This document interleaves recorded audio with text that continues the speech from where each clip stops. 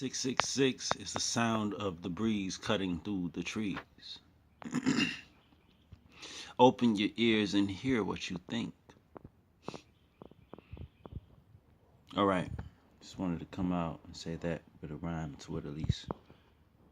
Didn't mean to keep the rhyming going. I guess I'm just that much of a beast. This poem must be something that's archaic to poetry because it's a dug up rhyme from a time that will probably never ever be again. Maybe this moment is just a friend to the past and the future, and the present is only here to be met once akin, as if it's a reunion. I don't understand it and I don't want to, but yeah, I don't want to not understand it, so I'm going to.